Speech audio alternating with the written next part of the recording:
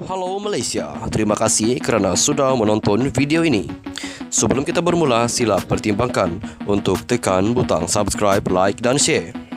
Berita perkembangan politik semasa dalam negara, perkembangan negara dan semuanya ada di dalam channel ini. Terima kasih kerana sudah menonton. Halo, salam sejahtera seluruh rakyat Malaysia. Selamat petang tuan-tuan dan puan-puan. 2022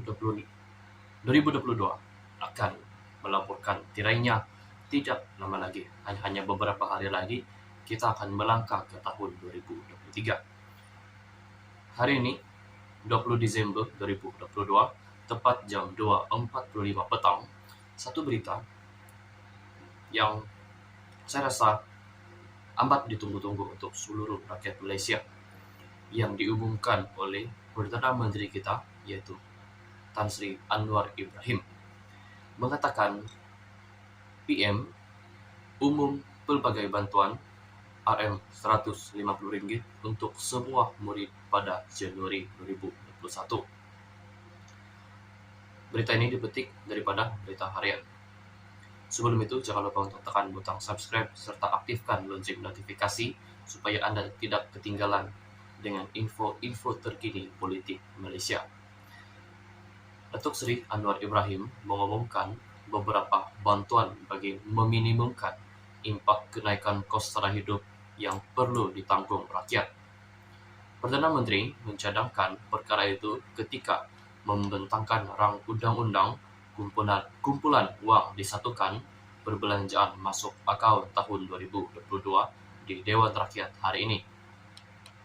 Bagi mengatasi isu generasi tercicir, ekoran pandemik COVID-19, beliau berkata kerajaan bersetuju menyalurkan bantuan awal persekolahan bernilai RM150 kepada semua murid tanpa mengambil kira had pendapatan ibu bapa pada Januari tahun 2023. Katanya adalah penting untuk mempersiapkan murid dengan kelengkapan sekolah yang sewajarnya selain keperluan perbelanjaan bagi rancangan makanan tambahan RMT dan pembelian buku teks.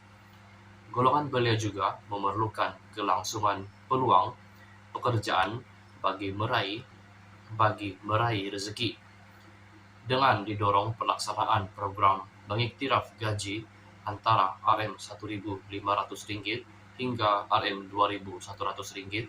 Kerajaan akan menyediakan tawaran 50,000 peluang kerjaya secara kontrak, termasuk 35,000 oleh syarikat berkaitan kerajaan GMC melalui program MyStep untuk tahun depan. Selari pengumuman awal saya selaku Perdana Menteri, isu kos sara hidup adalah keutamaan. Maka adalah penting RUU ini diluluskan bagi membolehkan penyaluran bantuan kebajikan masyarakat kepada isi rumah miskin, warga emas dan orang kelainan upaya OKU, katanya. Perdana Menteri antara lain turut mengumumkan bantuan tunai rakyat yang dilaksanakan sebelum ini akan diteruskan dengan bayaran bantuan tunai rakyat fasa pertama akan disalurkan lebih awal, yaitu pada Januari tahun 2023. Katanya bayaran fasa pertama akan memanfaatkan hampir 9 juta penerima dengan peruntukan RM2 bilion, membabitkan kadar RM300 bagi setiap isi rumah dan RM100 untuk penerima bujang, selain berharap ia akan membantu meringankan beban ditanggung rakyat ketika ini. Kerajaan akan terus memastikan kebajikan pekebun kecil getah sewaktu musim tengkujuh. Setakat ini, kerajaan telah pun menyalurkan bantuan musim tengkujuh BMT bagi November dan Disember ini dengan bantuan keseluruhan RM600 kepada hampir 320,000 pekebun kecil getah. Sukacita sebagai tambahan, kerajaan bercadang menyalurkan bantuan tambahan sebanyak RM200 kepada pekebun kecil getah Januari ini. Kerajaan Perpaduan amat berterima kasih atas kesungguhan tidak berbelah bahagi anggota awam dalam menyampaikan perkhidmatan terbaik kepada rakyat. Kerajaan memang silih berganti, tetapi penjawat awam kekal setia dan berdedikasi demi negara, katanya.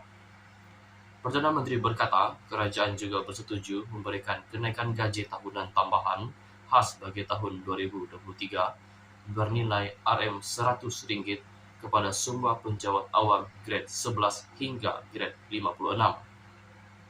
Beliau berkata, kerajaan juga bersetuju memberikan bantuan khas keuangan kepada 1,3 juta penjawat awam grade 56 ke bawah bernilai Rp700, manakala Rp350 bagi sejuta pesarat. Selanjutnya, RUU ini juga penting dalam mendepani musibah banjir. Meneladani bencana banjir sebelum ini, rakyat tidak boleh lagi diheret dengan kelewatan kerajaan menghulur bantuan dan pertolongan. Jadi adalah penting untuk bertindak proaktif dan menggerakkan usaha segera dalam memastikan pengurusan bencana banjir yang teratur, segera dan berkesan. Ketika ini, Rp400 juta sudah disalurkan kepada agensi pengurusan bencana negara sebagai kesiapsiagaan awal di kawasan banjir. Berbagai agensi kerajaan sudah berada di lapangan bagi mengerahkan jentera untuk membantu rakyat. Kerajaan memberi jaminan akan menyediakan sumber keuangan tambahan jika perlu bagi memastikan kelancaran pengurusan banjir, katanya. Mengenai tata kelola proyek rancangan tempatan banjir bernilai Rp15 bilion, Anwar berkata sebanyak 28 daripada 39 proyek membabitkan dana bernilai hampir Rp14 bilion akan dipohon Kementerian Alam Sekitar dan Air sebelum ini diluluskan secara rundingan terus. Beliau bagaimanapun mempersoalkan rasional proyek RTB yang berskala besar itu diputuskan secara tergesa-gesa melalui rundingan terus, walaupun pelaksanaan proyek berkenaan adalah bagi jangka panjang, yaitu hingga tahun 2030. Saya ingin tegaskan, kerajaan perpaduan tidak mempersoalkan kepentingan proyek RTB. Yang saya gusar ialah duit rakyat sebegini banyak dibelanjakan dengan begitu mudah dan cepat sekali. Maka saya telah meminta Kementerian Keuangan MOF menilai semula proses perolehan dipercayai dapat menjimatkan sekurang-kurangnya Rp2 bilion yang boleh diagihkan semula untuk kesejahteraan rakyat.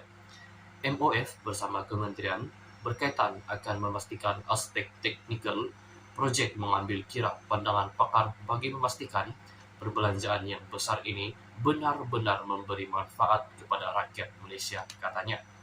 Sekian saja perkongsian untuk petang ini. Kita jumpa lagi di video yang seterusnya. Stay safe, stay healthy.